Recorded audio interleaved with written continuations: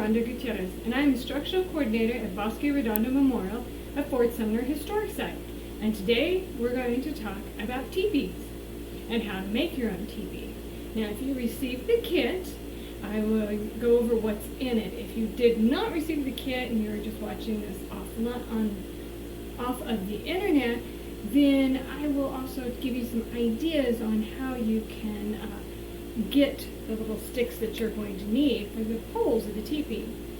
Now, this is what we're going to make as a little model of the tipi. And what your kit will come with are 10, and what they're going to come with is 10 poles. And they're all about 6 inches long. Now, what can you make? What can you use to make these poles if you didn't get the kit? You can use bamboo skewers, or like these, you can also use the reed that goes in the diffusers, as long as they are, you can get them in 30 centimeter lengths, and then you can cut them in half. So, but if you have the kit, you're going to have 10 of these. You're also going to get a couple of patterns. The first pattern is the circle pattern, and this is the circumference of your tipi. And the second is the template for your covering for yours. And then you're going to get two things. You're going to get a piece of material that is going to be the exterior, as you can see on this one, and just to see how light it is, just to give it some stiffness, you'll also get a piece of construction paper.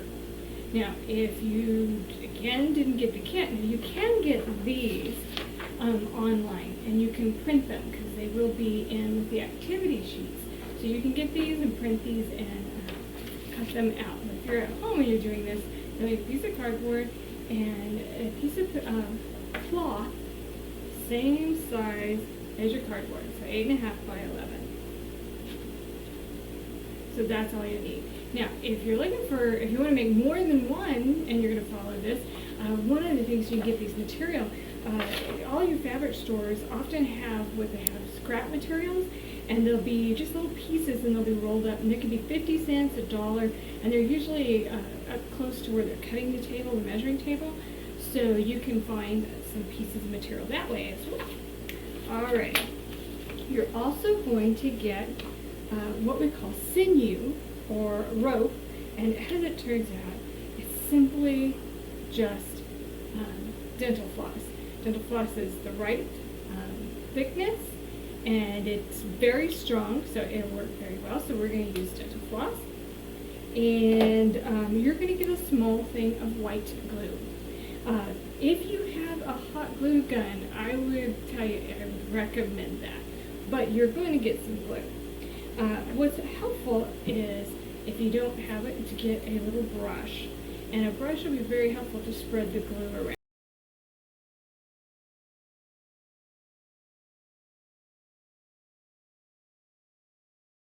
So you can use that. If you have a hot glue gun, that is a fast way to do this. You don't have to kind of hold it, but you will get white glue. Now, if you do get the white glue, couple options to adhere your paper to your construction paper. If you have adhesive spray, you can spray it and it'll stick really well. Otherwise, you want to put your glue in some kind of a container, and then and maybe a little bit of water, depending on how thick it is, and a brush. Now, this is just no brush I have laying around, so this is what I'm going to use. So when we get to that point, you'll need glue.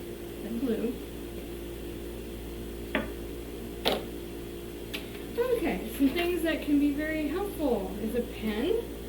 Definitely going to need a pen or a pencil, and a ruler can be very useful. So the one thing that this is not going to come with, which you will need, is a piece of cardboard.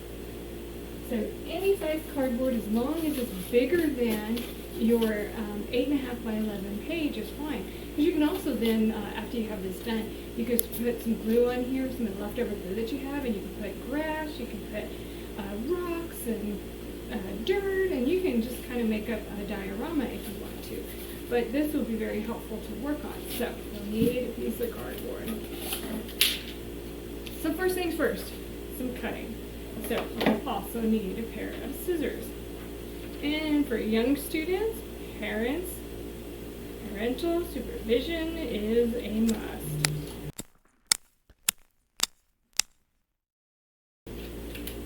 Okay, so this is the bottom diameter of the teepee. Out of the way. And now to cut out our template.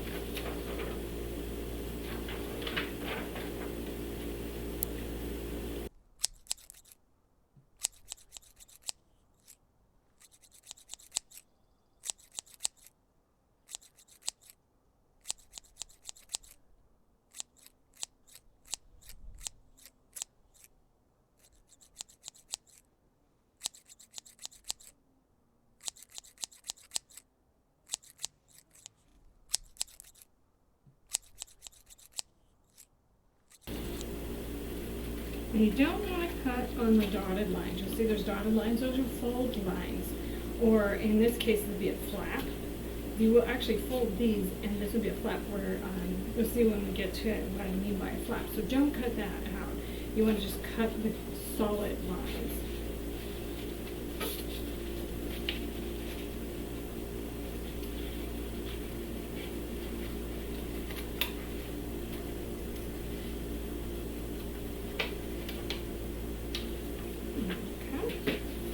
There's our template. Remove our brush here.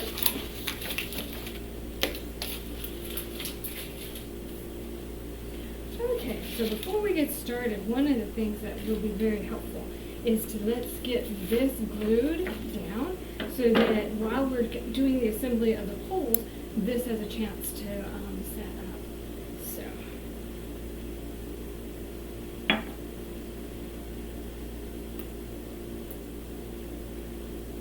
Good here.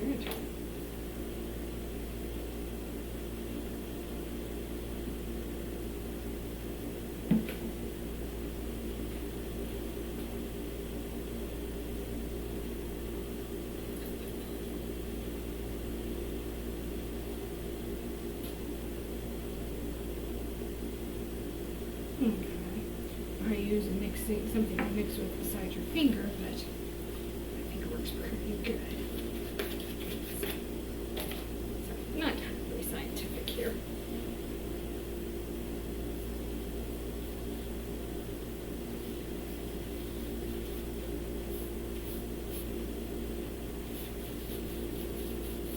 And if you're going to do a little wood, the white glue and add a little bit of water, we're just talking a few drops just to make it easier to spread.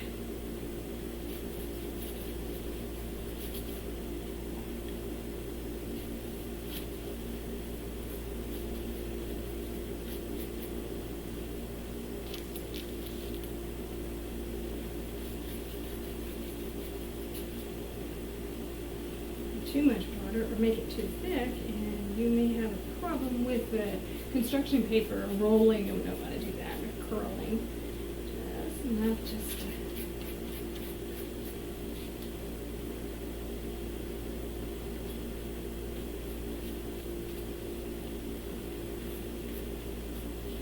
ready.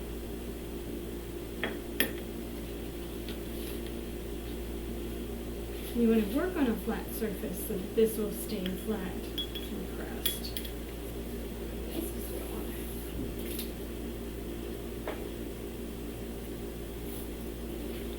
Okay, so now with that out of the way. Now what helps is if you work it, if you kind of, fingers, if you flip it in a way so that you've got a flat edge, and then it's easier to see where you're working.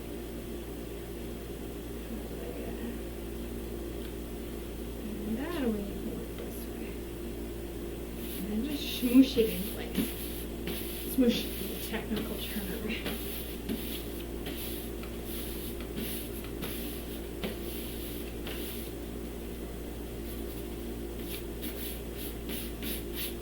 Now, you're not going to use the entire piece, so you're going to use a good chunk of it. So if you end up with some edges a little bit off, it's not a big deal. But we do want it down as much as possible because we don't want it to just kind of flip over and off before we get it put up and in place. So let's move this out of the way so it can dry. Alrighty, so now we're ready to start. And so we've got our cardboard.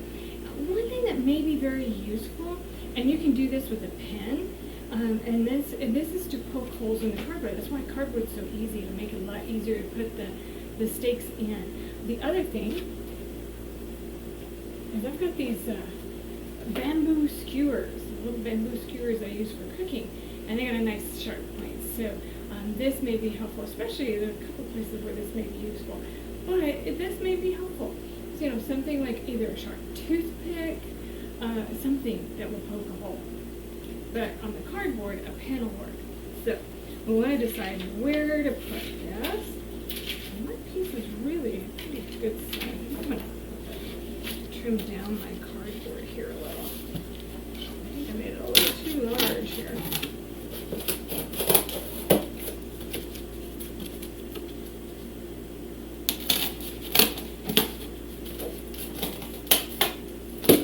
And this will not come in a kit, so you're going to use this cardboard. Got in our ever-growing trash pile. Okay, this side I like. So, wherever it can be flat, it looks like it's tape. Okay, so flat surface. Now, we want to get the piece of paper. Now, what's important about the piece of paper is you're going to notice there's little lines. Those little lines are very important because that's where you're going to put your holes. So put your paper down, and this is where our toothpick, or in this case my bamboo skewer, comes in handy. You can put that in like that, and that leaves us in the center. It's exactly center. And we can go around our circle.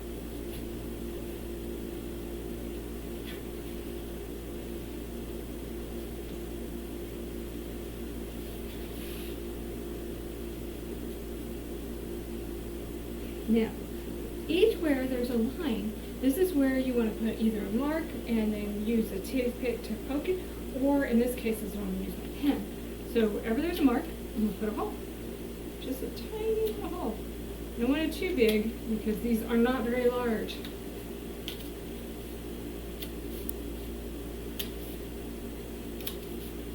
And they'll be paint. So, okay, that's out of the way. Okay, now we're ready for the poles. Now I would start with 2 on opposing ends. You can definitely, once you get them in, you can put glue. I'm going to use hot glue because I have it, but we do provide the white glue, so that is available for you. And so I'm going to do these 2. And if you notice, kind of put it at an angle. That will help you because the teepee's angled. So try to put them in at an angle as much as you can. See, they'll cross each other. So continue on.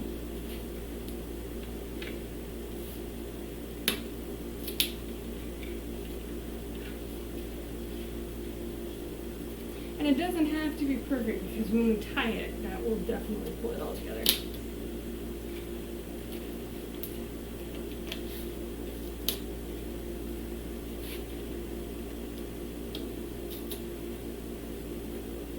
Now the Mescalero Apache were at Bosque Redondo reservation starting in 1863, and when they surrendered to General Carleton, they brought with them their tipis. This was the structure that they actually lived in, and theirs were made out of poles and covered with hides. Buffalo hides, as Plains Indians, or cow or deer hide, the hides that they would cover these. And it wasn't one large piece like we're going to do today, but many pieces that they would stitch together, and they also held with bone. Okay, so now you're going to take your rope, or in your case, your digital floss, and this is where you're going to, you just want to make kind of a loop. And this will pull it together. Now this is when you can adjust. You can look at the top. It's see, do I tilt it one way or the other? My pole's even. This one seems to be, there we go. So adjust, oops, that pulling, and then wrap it around a few times, pulling it as tight as you can. And this is where the dental floss is nice because it has the coating, and the coating helps to grip. So put a couple of little knots in it, and just keep wrapping and wrapping.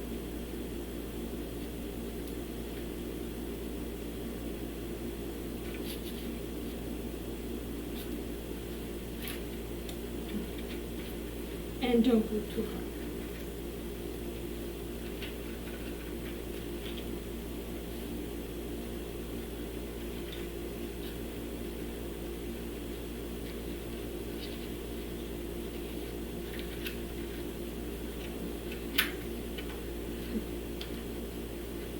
Okay, so, because it's getting a little stuck in here, hot glue gun. Now, if you do not have a hot glue gun, you can definitely put glue and then just let it sit for a minute. That's super.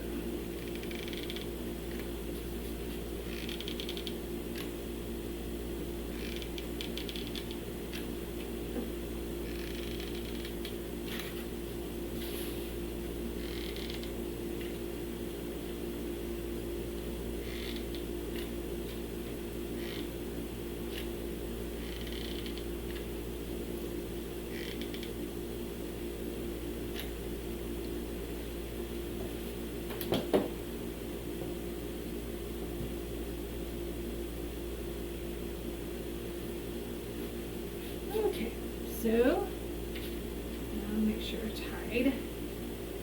Last time.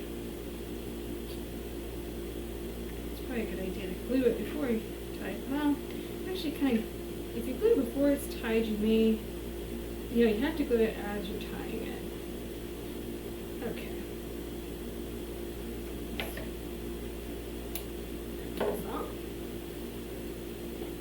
Okay, so now there we have it.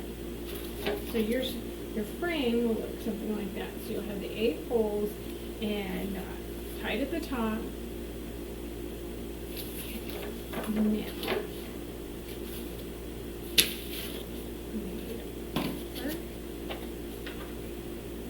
getting this out of the way.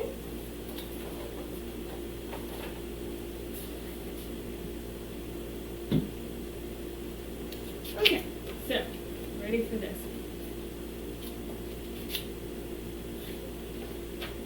Okay, so just simply put this onto your canvas or piece of material with the construction paper, and just simply trace.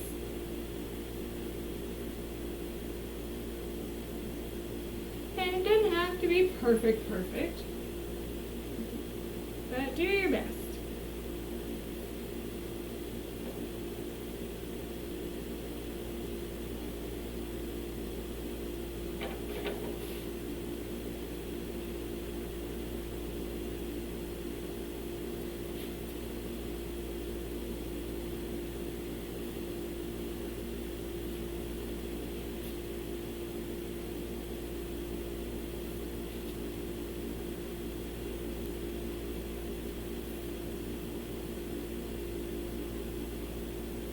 Now, to calculate this covering, because I'm not a math teacher, but I went online, and I will put online the website I used that had some calculations that were very helpful to figure this out, because this is some serious geometry. Because you're going around in a circle, you're not just doing a triangle, you're doing a cone, and so that is a little bit different. And it's basically a semicircle, but what size of semicircle? How much do you need? So yes, some math included. Oh, great.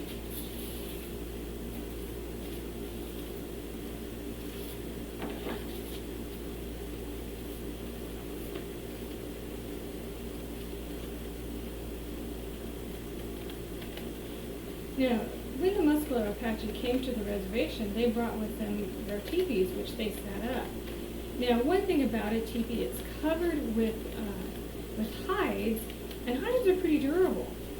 However, they're stitched together, often using yucca fibers.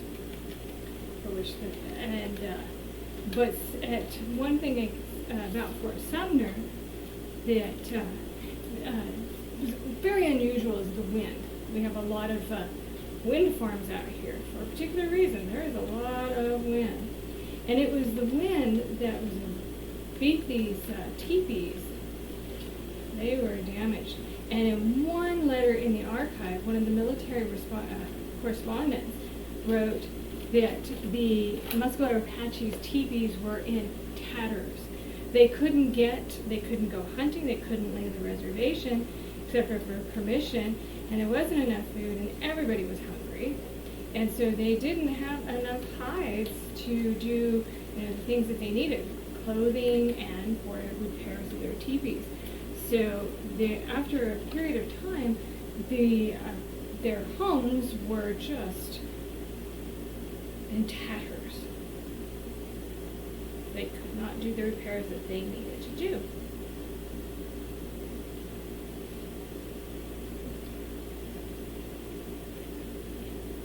And the Apache band that had surrendered with Chief Cadate came in 1863, and in November of 1865, they staged an amazing thing. They staged an escape. Now, the numbers of the Apache never was more than 500. But to imagine, one night, they all escaped. They left 9 people behind, and those 9 people were either too old or too sick to travel, and they agreed to stay behind and keep fires burning. So when the soldiers were looking out to see if there was anything going on at the fort, everything looked fine. The fires were burning. But in the morning, when they woke up, all but the 9 people were gone.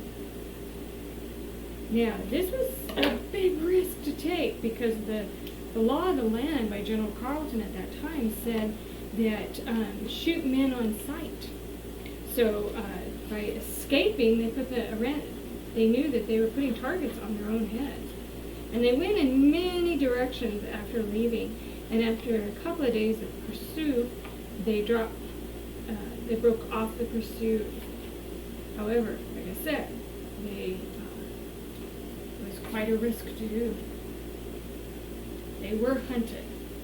And it would be until 1872 when they finally brokered another peace and were given a reservation in now their homelands by Sierra Blanca Mountain. There we have it. So this will be the outside, and this is what they'll see on the inside. Of course, they won't see the inside. So let's get our mask.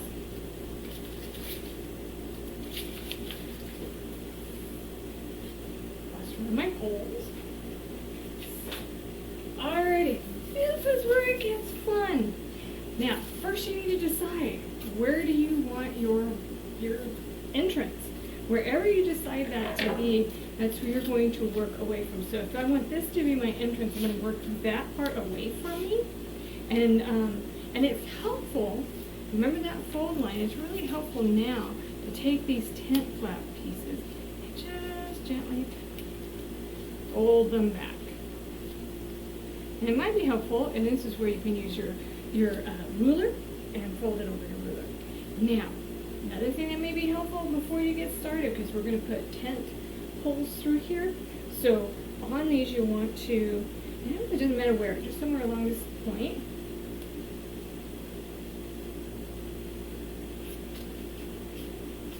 You want to poke a hole there, and same thing on this side.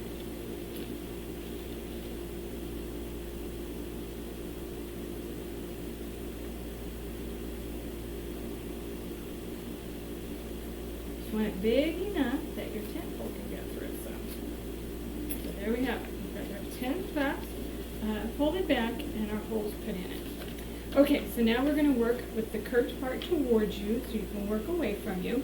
And you're going to put this underneath where your tips of your poles are coming out. And you want the front part to curve around and come together.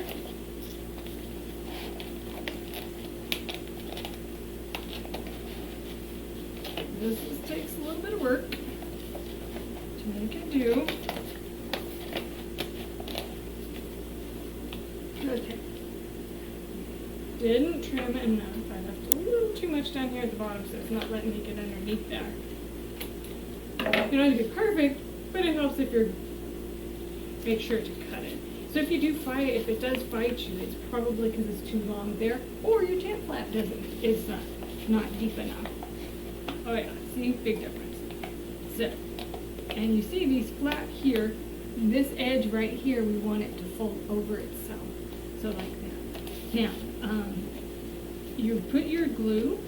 Now, this is where if you don't have a hot glue gun, this is where it's a little bit more challenging, because with a hot glue gun, you can hold it for a few seconds, glue it, and it's done. With the white glue, you'll put the white glue on there, but you will need to hold it for a little while or find something to kind of pin it into place, so to speak. You can use pieces of Scotch tape, or if you got extra hands, paper clips. So, around here. So,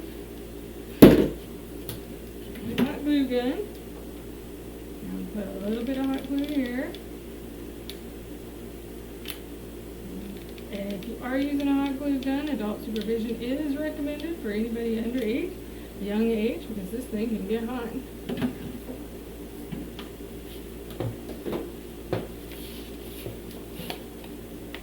Don't stick your finger in it. It will get you.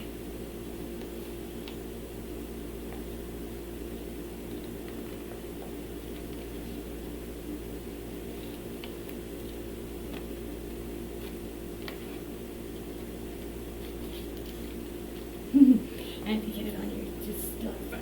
It gets on everything.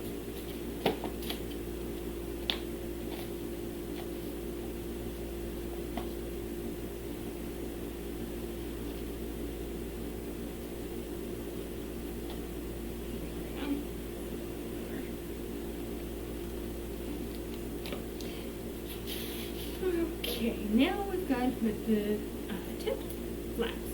So, the easiest way to do this is put these into the flaps first, and then put them into the cardboard.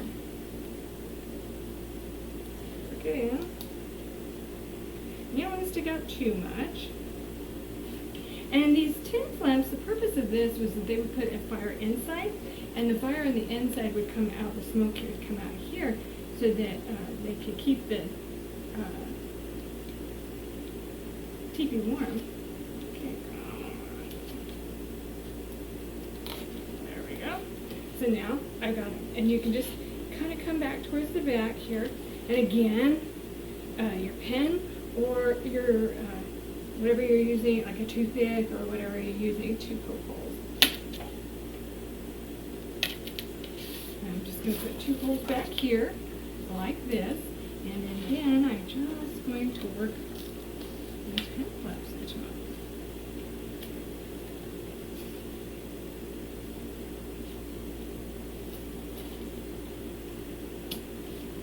Ta-ha.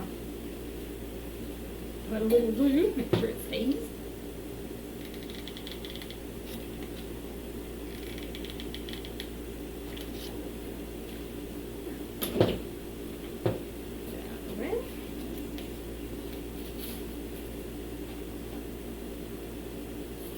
And there you have it, your little teepee. Now there's a couple of things that you can do. One thing, if you wanted to do when you have it, before you put the covering on, you can decorate it. And you can look online and look at what people used to do to decorate their teepees, and you can draw a color, you can do a lot of different things on the outside of your teepee. Now, most of the Mescalero Apache at this time period did not adorn their teepees very much. But that is an option you can do. The other thing is this flap here was often held together with bone. So that nifty dandy little bamboo skewer, or if you're using a toothpick, what you can do is cut it in small little pieces, like this.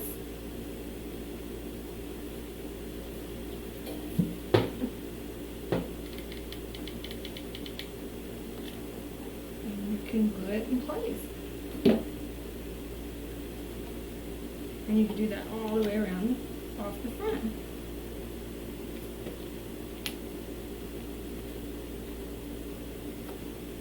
And you can put several down the front so that you would emulate what they did. Another thing you could do,